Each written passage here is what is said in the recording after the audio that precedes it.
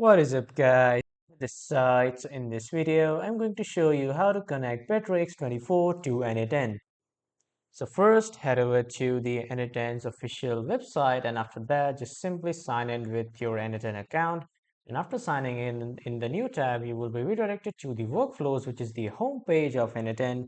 From here on the right side, you can see the option of create workflow. Click on this, and then you will be welcome to the editor of your workflow. From here, click on add first step and then click on trigger manually. And after that, click on this plus button again and then type Bitrix.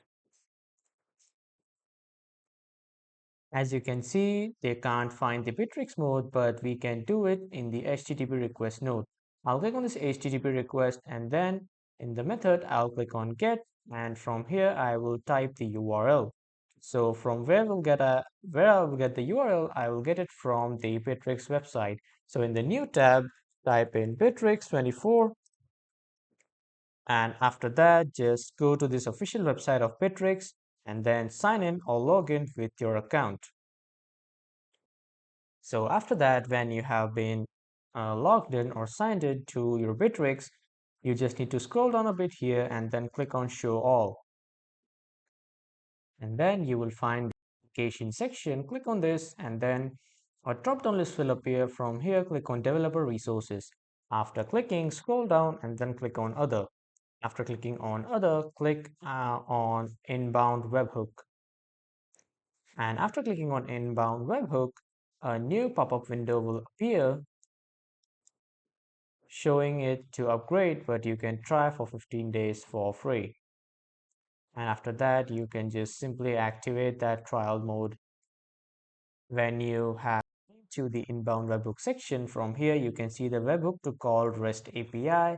This is the link that we are going to copy, and then here we are going to paste it in the URL section.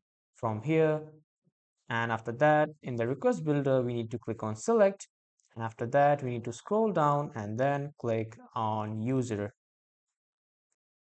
And then in the assign permission section, you need to click on select, and then you just need to opt for user again.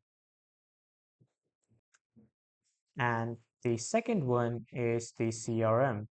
And when you are done, just close this and then simply click on save. And after that, when you come to the n8n, you will just need to define the credential type. And after that, you just need to select the auth type if you have the generic credential type. But if you have a predefined credential type, you just need to choose that, and then you need to choose the API.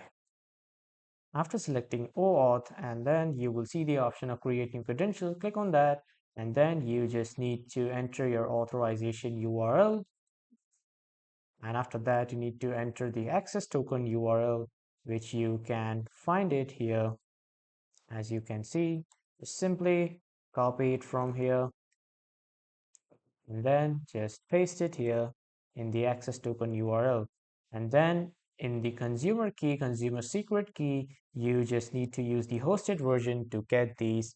And after that, when you enter these details, you will be able to connect Bitrix24 to n8n. So that was all for this video, everyone. Thank you for watching.